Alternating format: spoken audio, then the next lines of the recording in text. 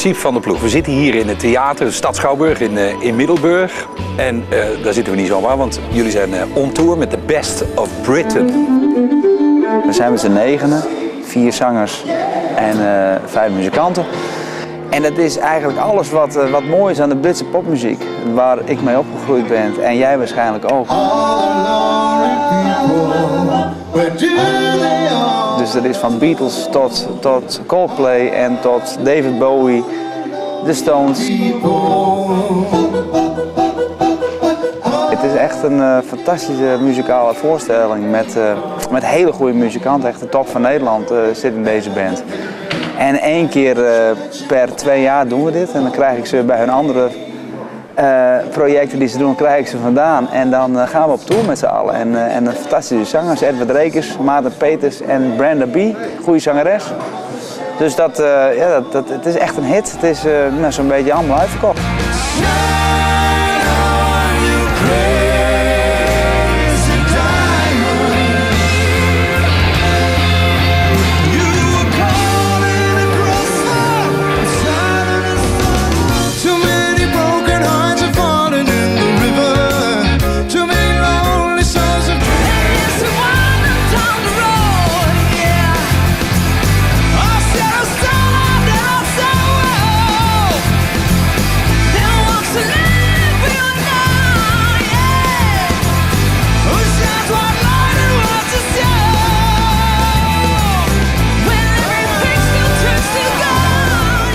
Maar we gaan even terug in de tijd, want jij bent ooit geboren in het Friese. En volgens mij was het in Dokkum, maar ben je niet opgegroeid? Nou, ik ben inderdaad geboren op 15 juni 66 in Dokkum, in de Sionsberg. Het ziekenhuis bestaat al niet meer. En ik ben toen mijn ouders wonen in Zwaagversteinde, de Woorden zoals het heet in Friesland. Daarna zijn we nog een paar jaar in Dokkum gaan wonen, maar ik ben voor het grootste gedeelte opgegroeid in Zwaagversteinde. Wat voor jeugd had jij? Wat voor jeugd had ik? Een jeugd van altijd buiten zijn, spelen, voetballen vooral, veel sporten en heel veel muziek. Toen al? Toen al, ja. Ik weet dat mijn vader een gitaar kocht voor mij toen ik een jaar of 6 was. Mijn vader speelde ook gitaar. En mijn ooms en mijn neven, de hele familie. Mijn opa was dirigent. Dus er zat ontzettend veel muziek in de familie. Er werd ook altijd muziek gemaakt. Er waren ook allemaal bandjes. En het was in de jaren 60, dus dat kwam ook allemaal op. En wat was dat in die tijd? Rock'n'roll en... Nou, dat was toen, dat was in begin jaren 70. Dat was vooral de Amerikaanse West Coast muziek. Dus de Eagles, Crosby, Stills, Nash, dat soort dingen. En ik heb nooit les gehad of zo. Dus ik pakte dat gitaartje en ik ging me dat zelf een beetje aanleren. Dus ik ging wat melodietjes spelen. En op een gegeven moment, op gitaarles bij mijn neef Peter, die ook gitarist is bij de Kast. Die was dan ook al wat ouder, die was toen een jaar of 14, 15. Nou, die is een jaar of 8 ouder dan dat ik ben. Dus dat was allemaal perfect. Dat zat allemaal in de familie. De familie, net als er bij zigeuners dat gebeurt, die konden mij dat leren. Dus ja, het was een prachtig mooie jeugd in een mooi dorp met, super.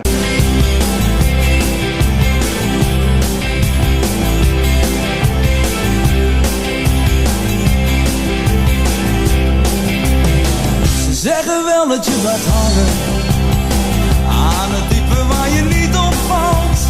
Ze zeggen ook, overal zoeken heeft geen zin. Liefde komt niet op bestelling.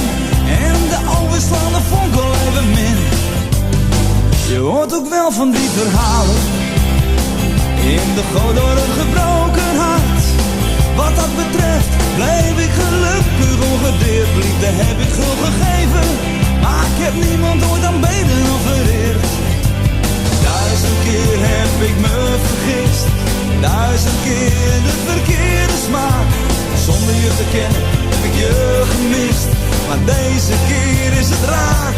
En want jij bent de hemel en de aarde, de zon, de sterren en de maan, de mooiste en de liefste, hartstochtelijk spontaan. Ik laat je nooit, nee nooit, ik laat je nooit meer gaan.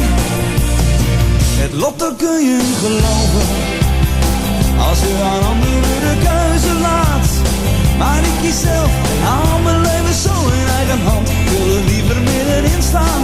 Dan dacht ik sta te kijken langs de kant. 1000 keer heb ik me vergist. 1000 keer de verkeerde smaak. Zonder je te kennen heb ik je gemist. Maar deze keer is het raak. Want je bent de hemel en de aarde, de zon, de sterren en de maan. De mooiste en de liefste, hartstochtelijk spontaan. Ik laat je nooit, nee nooit. Ik laat je nooit meer gaan. Ik dwaalde en zocht en wist nooit waar ik uit zou komen. Ik sliep regelmatig bij vage vriendinnen, met wie ik uiteindelijk niet wou beginnen. Soms iets te veel, iets te vaak. Risico's genomen. Liep te vaak uit de hand, ging tot over de rand. Maar deze keer is het raak.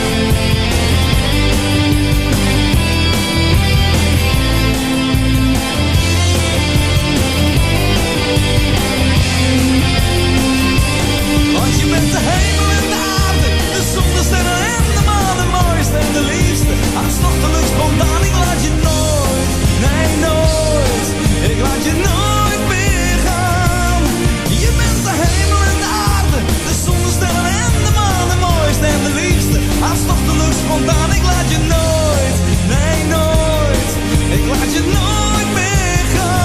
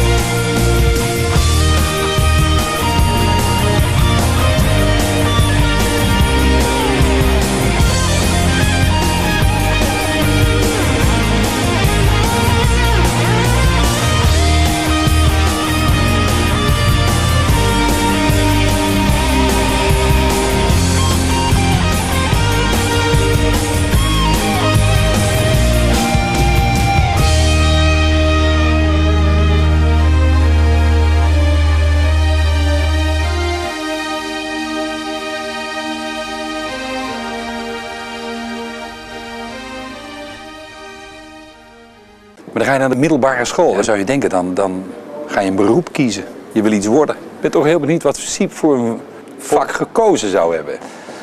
Nou, mijn middelbare schooltijd was echt een ramp.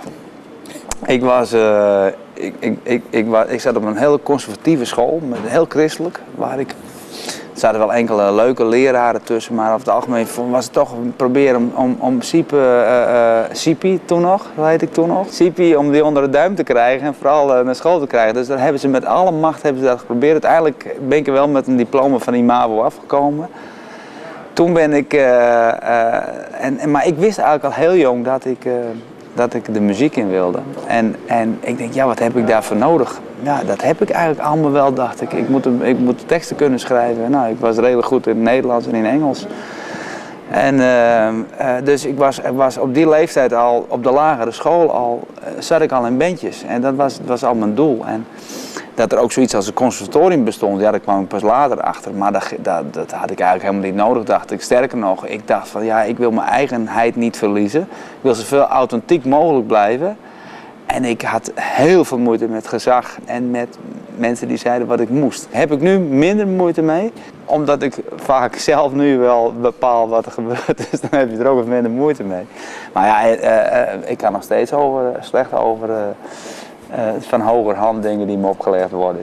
Ja. Ik ben echt een zo vrij mogelijk proberen te zijn. Hier sta ik nu, wat moet ik doen?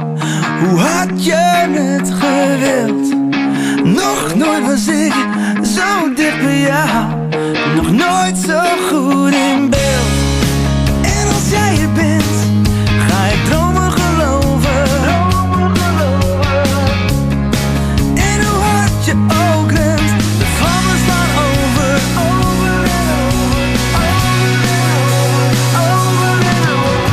Jij voelt hoe mijn liefde is bedoeld. En jij bent de stille kracht die mij hier bracht. En jij zag het vuur, het heilige vuur aan altijd brandt.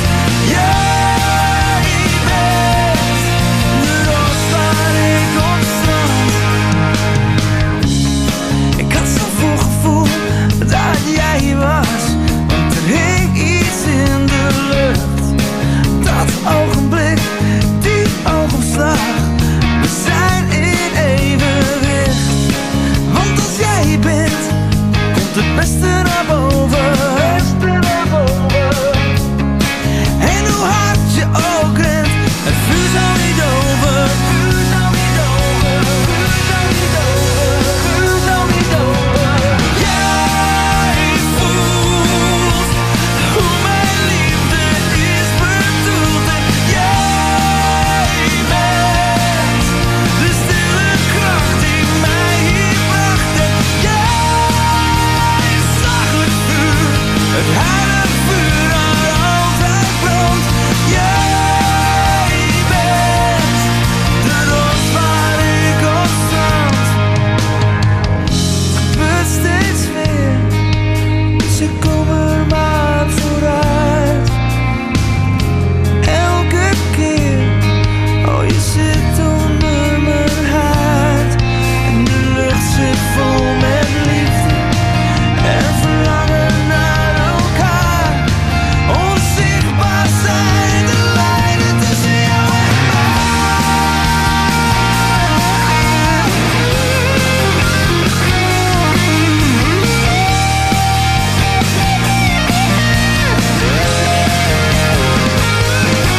en jij voelt hoe mijn liefde is bedoeld. En jij bent de stille kracht die mij hier bracht. En jij zag het vuur, het heilige vuur aan altijd brandt. Jij bent de roos waar ik op strand. Jij bent die roos waar ik op strand. Het heilige vuur in mij. Jij bent die roos waar ik op strand. Het heilige vuur in mij. Jij bent die roos waar ik op strand. Het heilige vuur in mij. Jij bent die roos waar ik op strand. Dat in mij brandt.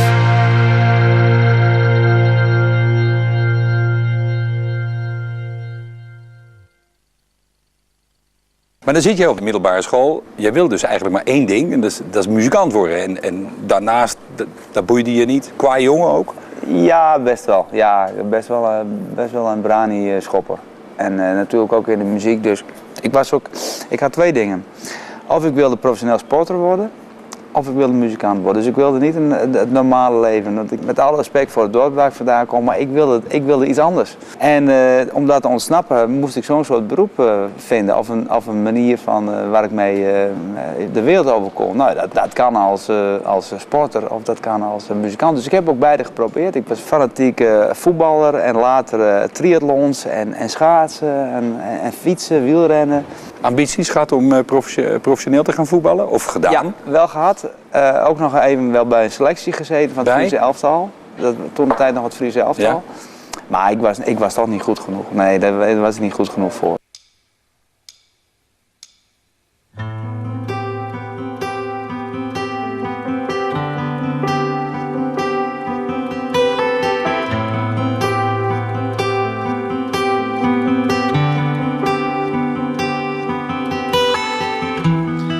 Alles is veranderd, niets bleef bij het oude. Ze staat met lege handen, alles is ze kwijt. Slapeloze nachten ontnemen haar krachten. En iemand moet verliezer zijn, maar niemand wint de strijd.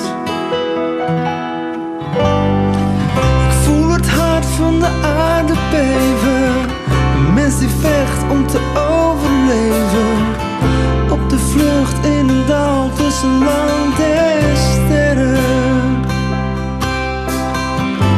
Waar de wapens het zicht verblinden, zal niemand ooit rust gaan vinden. Op de vlucht in de val tussen land en sterren. Van huis en hart verdreven, levens moeten geven. Vage idealen, dreven en uiteen. Probeer het bij te benen, maar niet te laten lenen. Maar iemand moet de eerste zijn, je legt de eerste steen. Ik voel het hart van de aarde beven, een mens die vecht om te overleven. Op de vlucht in een dal tussen land en sterren. Waar de wapens het zicht verblinden, zou niemand ooit rust gaan vinden. Op de vlucht in de val tussen land en sterren. Je kijkt de wereld in de ogen, te veel mensen zijn bedrogen. En niemand ziet de tranen, en niemand kent hun namen. Moeten dagelijks presteren, ontstaande houden en motiveren. Maar wij zijn degene die iets kunnen doen.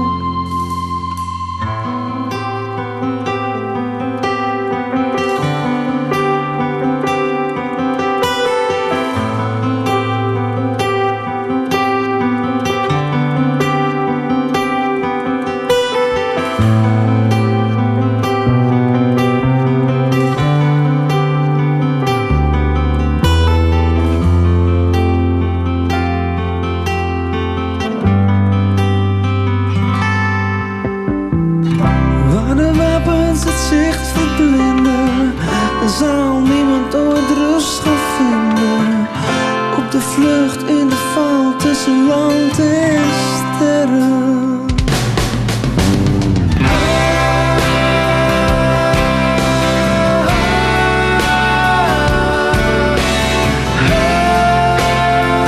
Tussen land en sterren.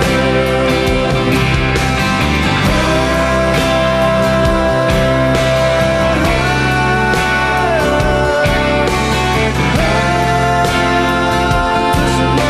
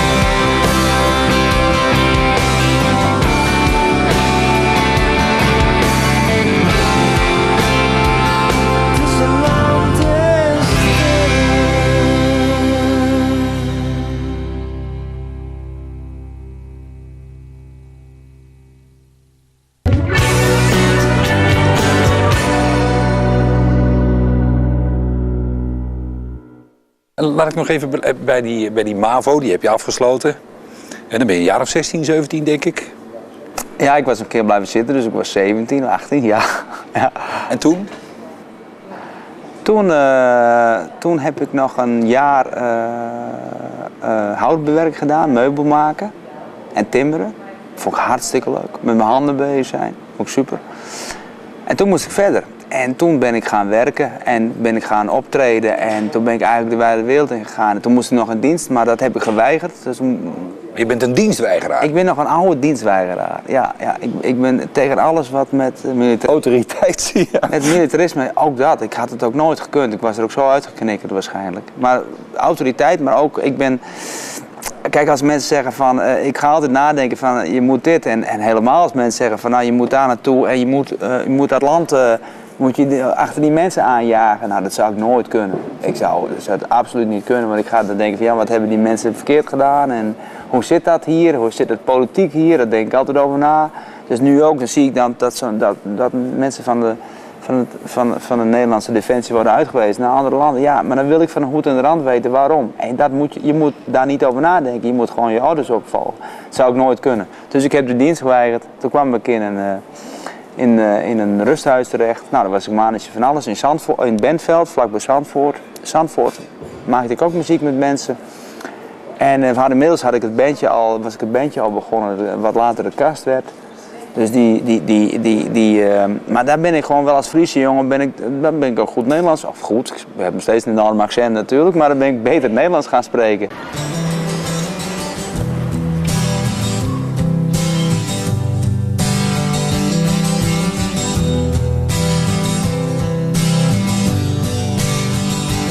Oh nacht, ik weet het wordt van mij verwacht. Nacht, ik voel het heeft me in zijn macht. Er is onrust in mijn hart en onrust in mijn bloed. De twijfel voelt dat bloed dat door mijn aderen vloeit. Geef mij een teken van leven. Laat me horen hoe het met je gaat. Laat me weten waar je staat en waar je over praat. Vertel me hoe je sterren staan. Zacht, maar zedig lig ik hier vannacht. Ik wacht onbevredigd, ze heeft me in haar macht. De onrust maakt me bang, de onrust wordt te veel. Het wachten duurt te lang, ik denk ik voel ik zweef. Geef mij een teken van leven, laat me horen hoe het met je gaat.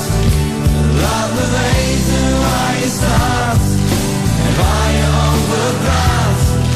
Vertel me hoe je sterren staan.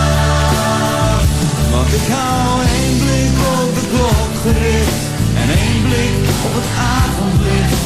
Maar niets geeft mij het teken, niets geeft mij de kracht, niets geeft mij het zijn dat ik al lang verwacht.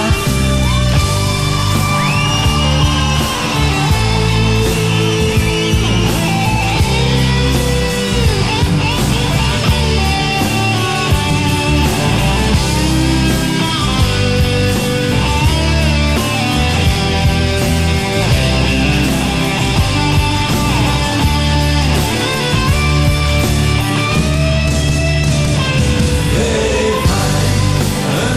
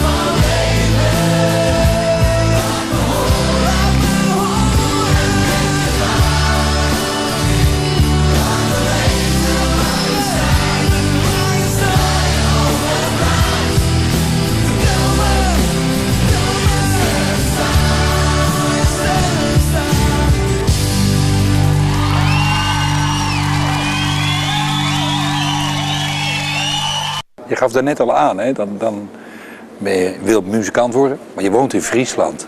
Nou, daar zijn 2 manieren voor. Dat is, wat wij hebben gedaan, dat is heel veel spelen door het hele land. Met eigen werk en met covers. Dus veel optreden. En als we dan optreden deden en we hadden een nieuw nummer gemaakt, dan speelden we dat ook 4 keer op een avond. Nou, daar kwamen we altijd mee weg. Zelfs in discotheken. Dus gewoon, en overal zijn er een paar mensen die denken, oh, dat is een leuk bandje. En dat wordt steeds maar meer en meer en meer. Maar dat is de lange weg. Het heeft 10 jaar geduurd voordat we dus een platencontract hadden. Maar er zijn natuurlijk ook muzikanten die sturen nu in deze tijd, is het een hele andere tijd, sturen 1 demootje op en dat is zo goed. En dat valt zo erg op dat je wordt meteen serious talent of weet ik veel wat. Dat kan heel snel gaan. Maar wat je nu ook wel ziet is dat het ook heel snel weer weg kan zijn. In onze tijd, als je er was, dan kon je er ook heel lang blijven. Dus ja, we zijn er nog eigenlijk. Als je kijkt naar de cast, ik bedoel, dat was de doorbraak van Siep van der Ploeg, feitelijk ook, ja. Samen met zijn muzikanten. Zeker. Waren jullie het, of jij, die naar een platenmaatschappij toe zijn gegaan en gezegd, moet je eens luisteren jongens, moet je eens kijken wat wij gemaakt hebben? Of was het andersom? Dat waren wij natuurlijk, met z'n allen. De andere jongens hadden hetzelfde doel dan wat ik had. We hadden ook alle 5, diezelfde spirit. In onze beginperiode, op een gegeven moment gezegd van eind jaren 80, jongens, zo redden we het nog niet. Iedereen ging met zijn baan stoppen. En we gingen elke dag, zoals een ander naar het kantoor gaat, gingen wij die oefenruimte in om nummers te maken, om beter te worden. Dus echt fulltime met die band bezig, met dat bandje. En daaromheen ook alles, dus optredens regelen en boekingskantoren bij langs, platenmaatschappijen bij langs. En op een gegeven moment kwamen we een paar mensen tegen die helemaal met ons zagen zitten. Een van die jongens was Ruud van Dulkeraad van CNR en Ruud de Graaf. En die hebben toch onze kans gegeven.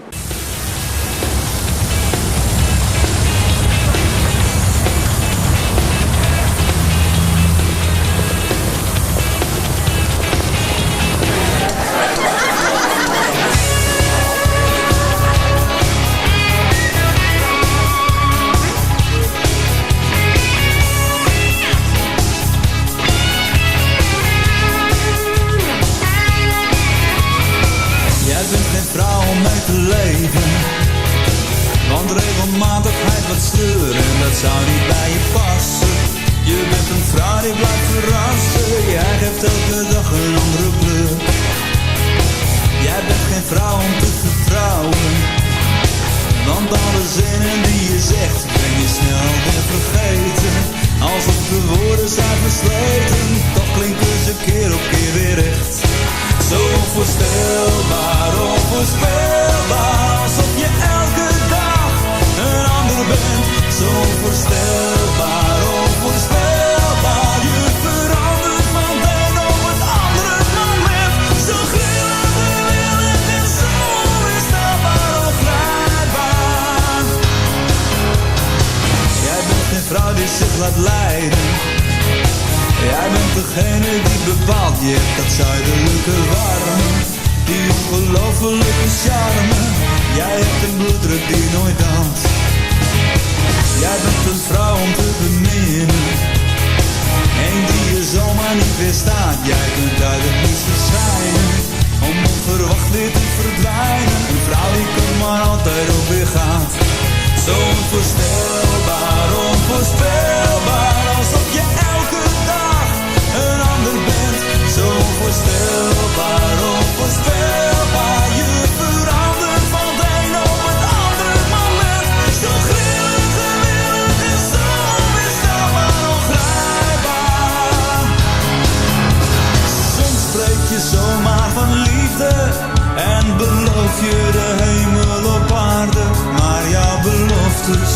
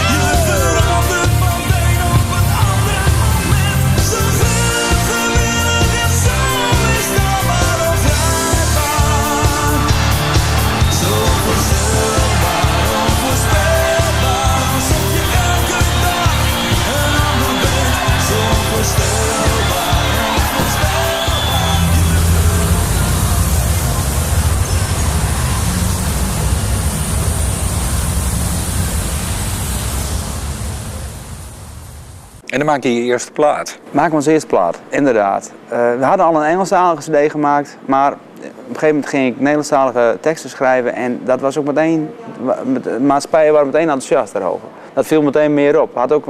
Was ook meer kwaliteit. Want Was dat ook de ontwikkeling van jou als componist? Nou, je komt dus eigenlijk steeds dichter bij jezelf terecht natuurlijk. Hè? Dat is nu ook het geval. Ik ben nu bijna 50, maar nu durf je pas over alles te schrijven wat je in je leven bezighoudt. We hadden dat platencontract en werden meteen gedraaid. Dus vanaf de eerste single werden we bij Frits Spits gedraaid. Nou, en Herman van der Velde steunde ons meteen in Radio 1 en al die jongens, Rob Stenders en iedereen ging ons draaien. En toen werd het groots. Nou, toen werd het nog niet heel groot. Dat heeft nog 4 jaar geduurd voordat het echt groot werd, maar we waren al wel aanwezig. Met Raak en Teken van Leven en Woorden zonder woorden.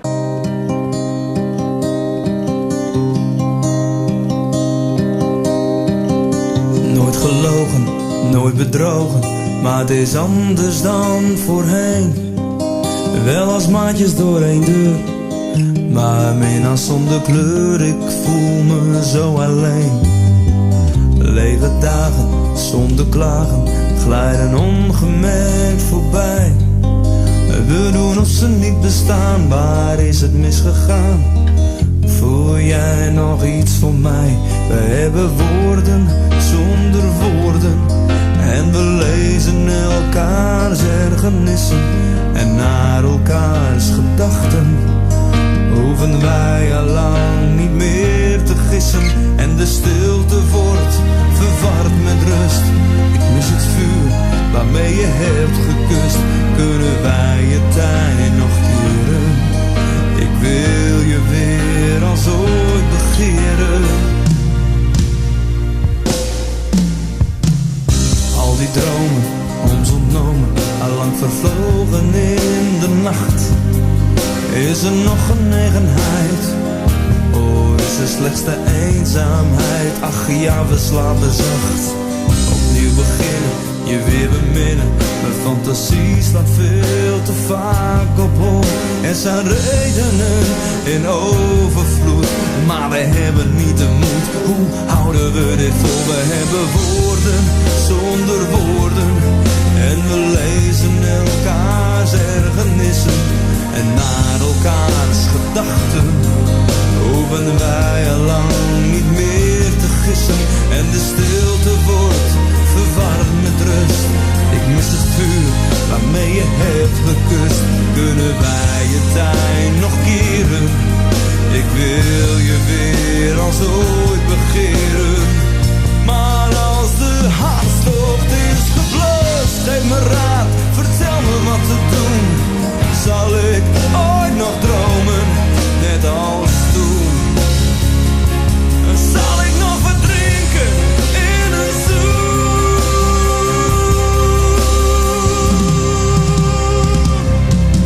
We hebben woorden zonder woorden en we lezen elkaars ergernissen en naar elkaars gedachten.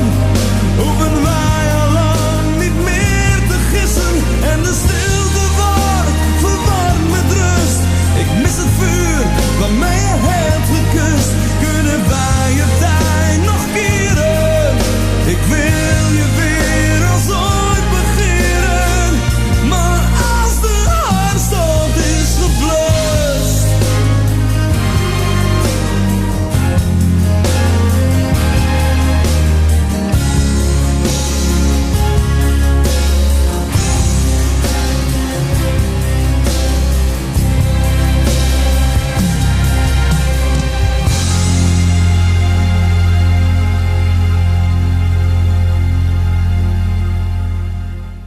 Een van de mooie momenten was dat ik op een gegeven moment, was in de winter van, ik dacht 92 of zo, 93.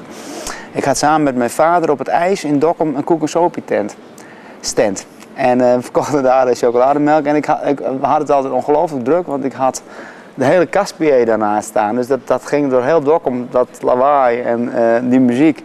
Dus het was er altijd heel druk. En toen hadden we alles ingeladen, stapte ik in de auto. En toen hoorde ik het liedje van ons op radio, Satelliet. En het was afgelopen. En toen zei Frits Spits, deze vind ik zo mooi, ik draai hem nog een keer. Nou, dat heb ik nooit eerder meegemaakt dat een plaat 2 keer achter elkaar werd gedraaid door dezelfde DJ. Dus ik draaide hem nog een keer. Ik denk, nou zijn we er helemaal. Maar toen heeft het nog wel een tijdje geduurd. En toen kwamen we natuurlijk toen werden we gevraagd voor een Friese film, om filmmuziek te maken. En daar kwam een Nije Dij uit voort. En dat was in Friesland, werd er veel gedraaid onder Friesland. En op Radio 1 werd ook gedraaid door Herman van der Velde. En toen hadden wij het kamikaze-plan opgevat om een stadionconcert te geven. En dat lukte ook allemaal. We kregen van SC Heerenveen kregen wij de medewerker van Riemen van der Velde en Sis Wallendaal, de mensen die er toen de dienst uitmaakten. Fantastisch. En we kregen de kans en het stadion was vol. En we hadden 5 minuten voor het concert geen idee of er veel mensen zouden komen. Want toen had je nog geen ticketsysteem waaraan je kon zien hoeveel kaarten er waren verkocht. Dat was allemaal bij voorverkoopadressen en dat werd pas die avond bekend. En de mensen bleven maar komen, dus dat was zo fantastisch. Want we hadden een scenario, als er niemand komt, op zo'n dure productie, is het over en uit. Kunnen we in de schuldsanering en met z'n allen, dan kunnen we leuk een biertje drinken, maar dan was dat het. Maar het ging goed. En toen viel er zoveel van ons af. Dat is het concert wat je normaal wel wat zenuwen hebt voor zo'n concert. Maar wij begonnen en wij voelden ons de helden, dus we konden niet meer kapot. En we spelen dat nummer Nije Dij als een van de laatste nummers. En wat wij ook niet wisten is dat het nummer al zo vaak gedraaid was. Dat heel dat stadion die cd had en dat allemaal keihard meezong in het Fries. En dat was zo bijzonder, want dat was toen in het Nederlands nog bijna nog niet eens gebeurd in het stadion. Ik denk dat wij de eerste stadionband waren die dat zoiets deed. Marco Borsato had het ook nog niet gedaan. En dat kwam in Hilversum terecht. En Friestalig nummer, dat wordt wel lastig, want niemand verstaat het. Nee, ik zei de sfeer is zo goed, dat zeiden wij als band, moeten we wel proberen. Nou, dat hebben we gedaan en dat viel zo enorm op en dat was zo'n schot in de roos. Dat duizenden singles over de toonbank gingen. Gaat het hier lukken vanavond in Ahoy in de Fries? Oké. We gaan het proberen.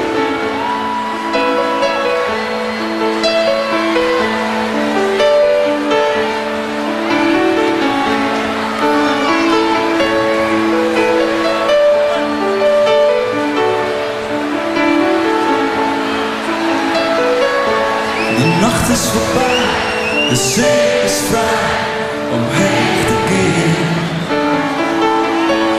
Hij zit daar, morgen is de nacht om stil te staan. Het leven die vrouw, het wacht zo te lang, maar het neemt een keer. Wees maar niet bang, never bang, het hoeft niet meer. Dus zul je daar beginnen, dat ik niet bij je ben.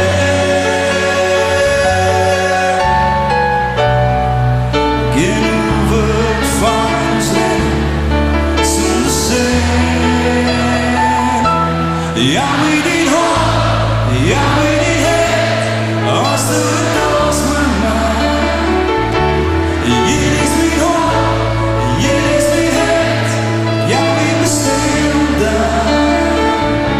Lang wie het kort en zuster, als komt het daar, vindt het lucht, zien waar.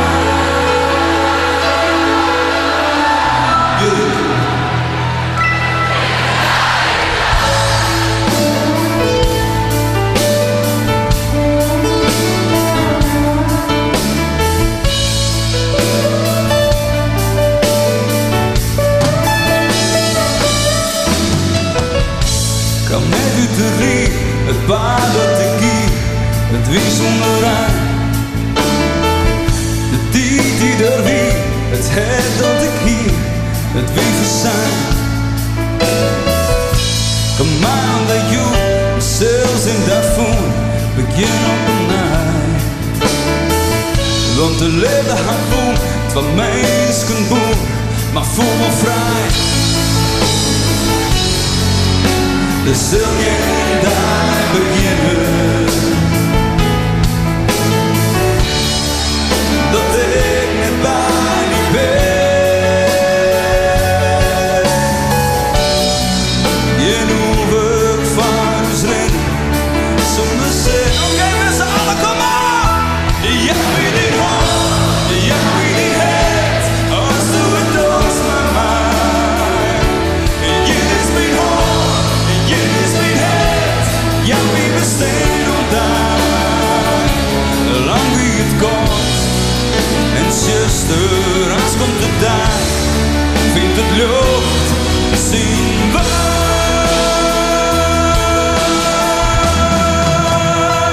In een naaie dag.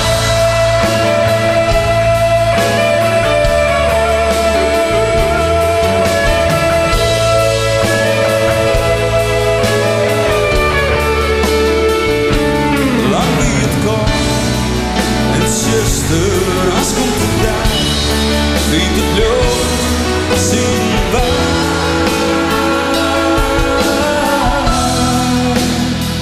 In een naaie dag.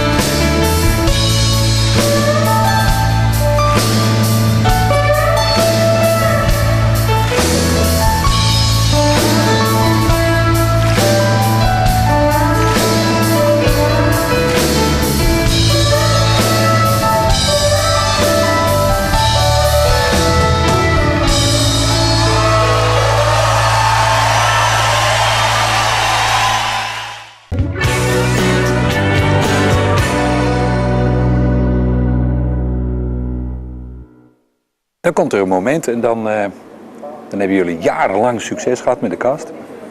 Ja. En dan besluiten jullie om te stoppen. Ja, dat was, de mensen denken van ja, dat is al vrij snel. In 96 grote succes en in 2000 houden ze ermee op. Maar ik zei, we waren toen al 10 jaar bezig daarvoor. En elk jaar 200 tot 300 optredens. Ik was helemaal uitgeleefd. Echt volledig leeg. Ik moest echt even resetten van en nu, hoe gaan we nu de komende 15 jaar in? Dus ik wilde een sabbatical gaan doen. En als je dat als buitenlandse band doet, dus dan zie je ook wel eens 4 jaar niet. Of weet ik veel wat. Maar doe je dat maar als een Nederlandse band? een Nederlandse band doet, dus het was optionaal dat de kast ermee ophield. Ja, dat had nou ook weer niet gemoeten. Want dan duurt het ook heel lang voordat mensen weer denken, oh, ze doen het weer. Ze spelen weer. Daar komen we nu nog wel eens. Oh, jullie waren toch gestopt, nu nog. Maar we zijn toen, dat is toen wel, heeft toen wel wat langer geduurd, die sabbatical. Want toen kreeg ik het plan van, nou, ik wil een Engelstalige band beginnen. Ik wil ook kijken of ik het in de rest van de wereld ook kan maken. Toen kwam die enorme tomeloze ambitie en geldingsdrang weer naar voren. Ja, dat is een interessante tijd geweest. Waardoor ik in Duitsland heb getoerd en in Japan heb gezeten. En in Amerika met Venice heb geschreven. En veel van geleerd, maar ik merkte wel van ja, ik ben een van de duizenden die dat hier probeert. En moeilijk? Hartstikke moeilijk. Je moet eigenlijk, van Nederlandse act sowieso ook, ik vind het altijd heel prachtig dat men dat probeert. Maar je moet niet vergeten dat de grote basis zit in Amerika, dus die nemen veel liever een Amerikaans bandje of een Brits bandje, wat ze dan de wereld over planten, dan dat ze een bandje uit zo'n klein landje de wereld over planten. Je moet dan iemand hebben die veel in de melk te brokkelen heeft en die dan zegt, nou, we gaan deze Nederlandse band gaan we hier ook. Dat heeft te maken met chauvinisme of heeft dat te maken met geld? Dat heeft vooral te maken met geld en die bands die hebben zich al bewezen in landen als Amerika en Engeland. En daar zijn al zulke dure videoclips van, dus dat kun je heel makkelijk uitrollen om een band te breken.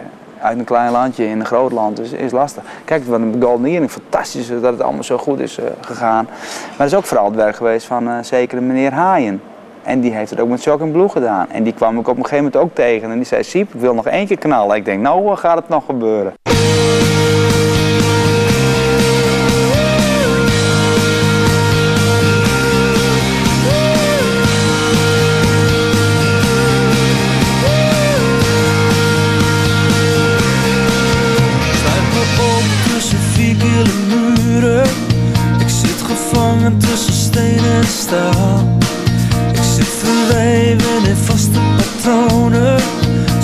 dat ik alle doelen haal. Ik geblik stap voort zonder weg terug. En waar het grijs veranderd is in groen. Verloren tijd in een stoel tussen stad en land. Wat ben ik eigenlijk aan het doen? Maar als ik jou zie, dan streel je mijn ogen. Als ik bij jou ben, voel ik me vrij. Als ik je stem hoor, spits ik mijn oren. In alles raak je mij. Opgeslokt door de sleur van het moeten. Ik sta me blind op wat er niet toe doet. Voel soms niet eens het hart in me kloppen. Of het stromen van mijn bloed. Monotoon reageer ik op klanken. Al verdoofd loop ik door de dag. Probeer de wijzer een zetje te geven. En ik wacht op het moment dat ik mag. Maar als ik jou zie, dan streel je mijn ogen. Als ik bij jou ben, voel ik me vrij. Als ik je stem hoor, spits ik mijn oren. In alles raak je mij. Maar als ik jou zie, dan streel je mijn ogen. Als ik bij jou ben, voel ik me vrij. Als ik je stem hoor, spits ik mijn oren. In alles raak je mij.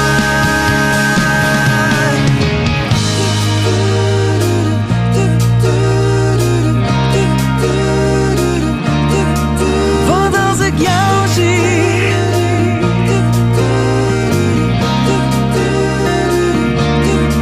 als ik bij jou ben,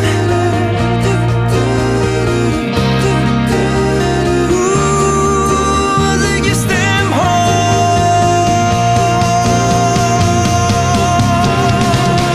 Jij bent degene waar ik alles voor geef. Jij bent het zonlicht dat me bij je verdrijft. Jij bent mijn letterkind zolang als ik leef. Zolang als ik leef. Zolang als ik leef. Maar als ik jou zie, dan streel je mijn ogen. Als ik bij jou ben, voel ik me vrij. Als ik je stem hoor, spits ik mijn oren. In alles raak je mij.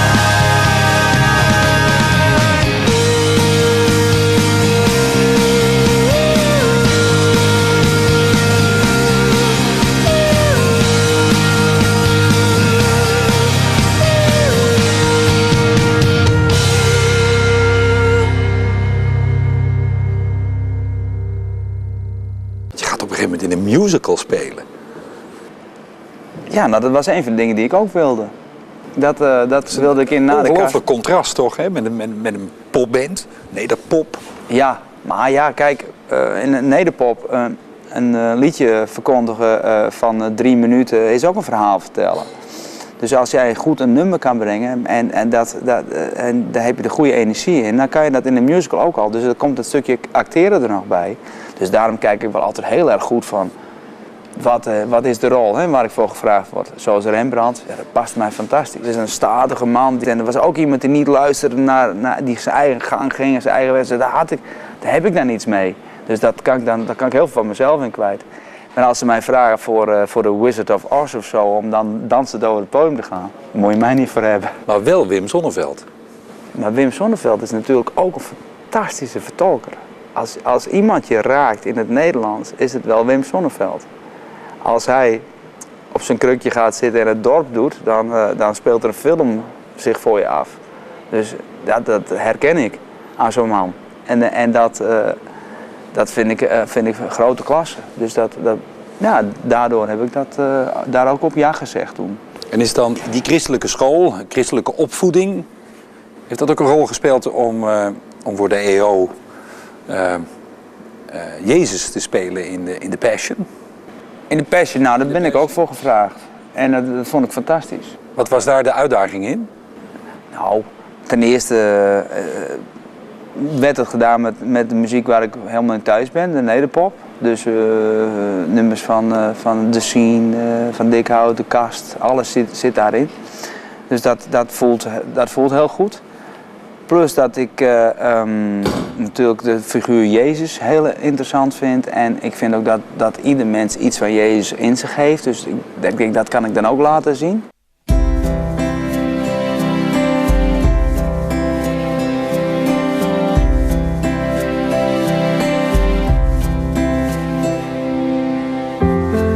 Als ieder mens uniek is, hoe kan net iets te veel anders dan ineens toch veel te eng zijn?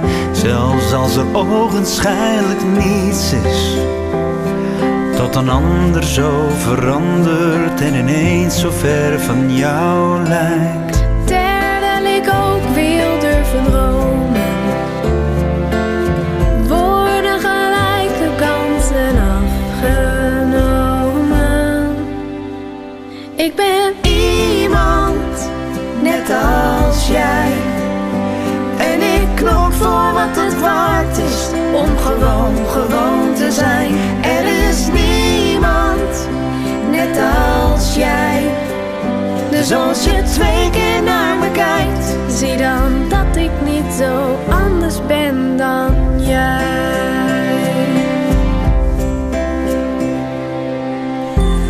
Als er niemand echt volmaakt is, hoe kan iemand me dan zeggen dat ik niet gelijk aan jou sta? Waar de een ontzettend lief is, durft een ander niet te zeggen dat ik eigenlijk moet weggaan. Doe laat haar zijn en laat haar dromen. Zouden er weer gelijke kansen komen? Ik ben iemand, net als jij. En ik knok voor wat het waard is, om gewoon te zijn. Er is niemand, net als jij. Dus als je 2 keer naar me kijkt, zie dan dat ik niet zo anders ben dan iemand, net als jij. En ik knok voor wat het waard is, om gewoon te zijn. Er is niemand, net als jij. Dus als je 2 keer naar me kijkt, Zie dan dat ik niet zo anders ben. als ieder mens uniek is, Zie dan dat ik niet zo anders ben dan jij.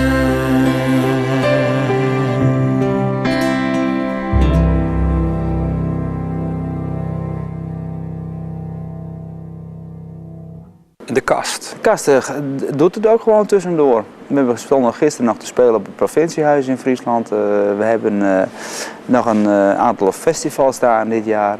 Ja, dat is de vaste waarde voor onze eigen werk. Waar ik mijn eigen emoties in kwijt kan. Er zijn plannen voor het najaar om het een en ander te gaan doen. Dus dat gaat gewoon door. Maar ja, dit is het theater en het podium is mijn werkplek.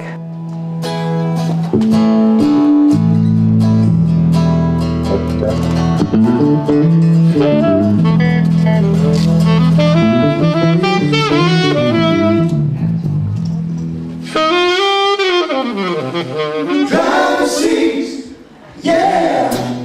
Driver seats, ooh. Driver seats, yeah. Driver seats, yeah. Driver seats, ooh. Driver seats, yeah. Driver seats, ooh.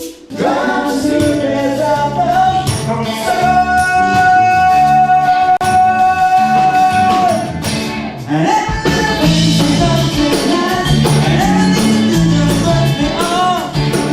Is theater leuker dan de hallen? De afwisseling vind ik heel erg leuk. Al die verschillende dingen te doen. Als ze op een festivalterrein staan, vind ik ook super. Maar in theater heb je wel heel erg de aandacht van de mensen. En op alle andere plekken is het toch meer een inloop en een instuif. Mensen gaan even roken, mensen gaan even wat drinken. En Dus die aandacht die heb je in het theater, heb je dat meer te pakken. Dus dat vind ik wel het fijn aan het theater. En het is ook backstage allemaal goed geregeld. Techniek is goed, je hebt alle vrijheid. En het speelt minder hard. Ja, nou wij draaien wel vrij stevig. Ook in het theater? Schijnt, ja. Ja, die muziek die we nu spelen, die we ook met de kasten, met de afgelopen theatertour doen, ja, dat moet wel overkomen.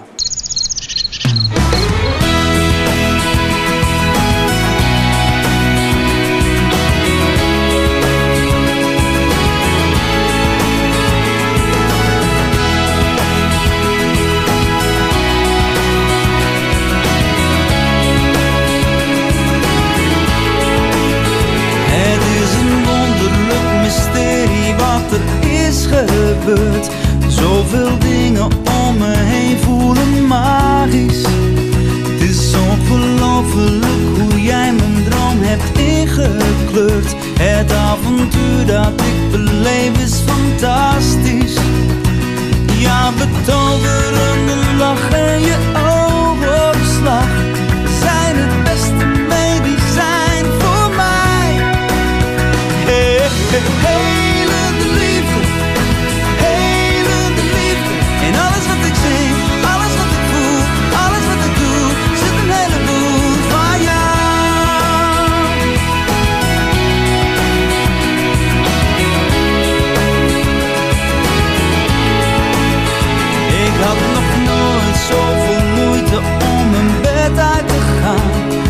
Jouw lichaam en je geest zijn magnetisch. 24 uur per dag trek jij me aan. Ik loop te zweven, ik voel me poëtisch. In alle liedjes die ik zing klinkt betovering. Jij bent de beste therapie voor mij. Hey, hey, hey.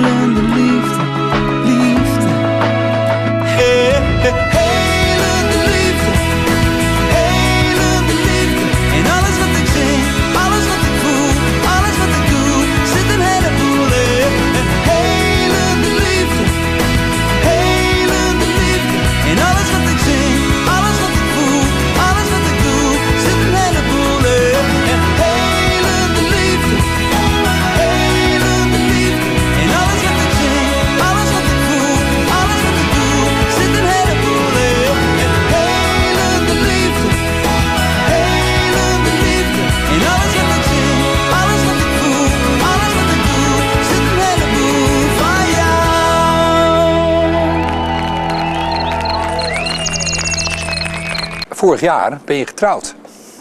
Ja, op Oudejaarsdag, ja klopt. Bijna 50. Ja, nou, toen was ik 48. En toen nog gekozen voor het huwelijk. Ja, en toen was ik er ook pas aan toe. Ja, ik kan niet anders zeggen. Ik was er daarvoor echt nog niet aan toe. Maar, en met deze fantastische vrouw. Dus, maar die ken je al lang? Die kende ik al. Ze heeft even moeten wachten dus?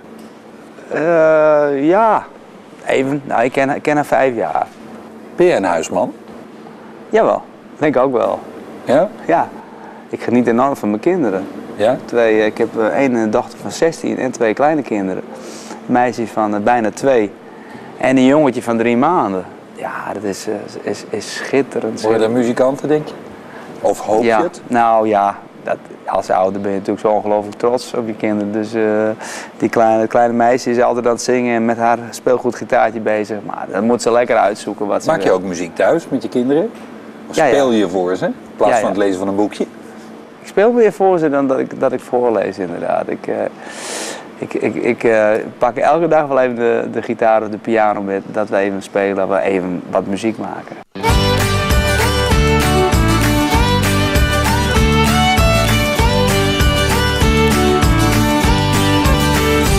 Toen er nog geen olie was, geen kolen en geen gas, blies hij onze schepen over zee. Hij was een trouwe vriend, heeft ons altijd goed gediend. De molenaar deed er zijn voordeel mee. Ons land is aangelegd, ons lot ermee beslecht. Met de wind, vertel het ieder kind. Zeg het jong en oud, niets is zo vertrouwd als te leven van de wind. Hij stormt als een orkaan, of hij streelt het graan. Zijn stem zit in het ruisen van de zee. En als je heel goed hoort, hoor je ieder woord. Hij neemt al je geheimen met zich mee. Ons land is aangelegd, ons lot ermee beslecht. Met de wind, vertel het ieder kind. Zeg het jong en oud, niets is zo vertrouwd als te leven van de wind. Als vogels en vlinders die zweven in hun vlucht, als een luchtballon die vaart boven het land. Als zaden en kiemen die dansen in de lucht, als golven die neerslaan op het strand van Nederland. Je bent echt nooit alleen, hij fluistert om je heen. En als het waait, dan luister je gedwee. De wind raakt je niet kwijt, de wind is er altijd. En waar je gaat, de wind gaat met je mee. Ons land is aangelegd, ons lot ermee beslecht. Met de wind, vertel het ieder kind. Zeg het jong en oud, niets is zo vertrouwd als te leven van de wind. Je kunt leven van de wind, door de wind. Je kunt leven van de wind, door de wind. Je kunt leven van de wind, door de wind. Je kunt leven van de wind.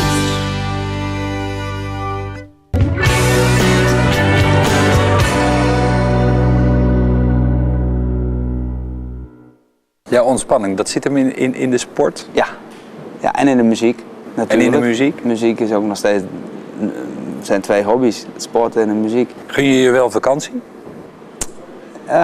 Ik gun me wel vakantie, maar ik heb wel overal, ik ben bijna overal wel geweest op deze aardbol in elk land, maar ik heb nu zoiets van dat ik me ook prima kan vermaken op Vlieland bijvoorbeeld. Daar komen we dan elk jaar even een weekje of 2 weekjes. Daar kan ik me prima vermaken. Als mijn kinderen maar om me heen zijn, dan is het... Dan vind jij rust. Ja, en er zijn wel plannen dat we nog even met de band naar Curaçao gaan dit jaar. Maar te spelen. Maar voor mij is dat niet het belangrijkste. Nee. Hey, maar joh, als je vakantie hebt, jongen, die drukte, dan de eerste dagen lig je sowieso op apengapen voordat je überhaupt het gevoel hebt van, nou ja, ik heb vakantie. Zoiets? Ja, dat is prachtig. Hij doet het gewoon.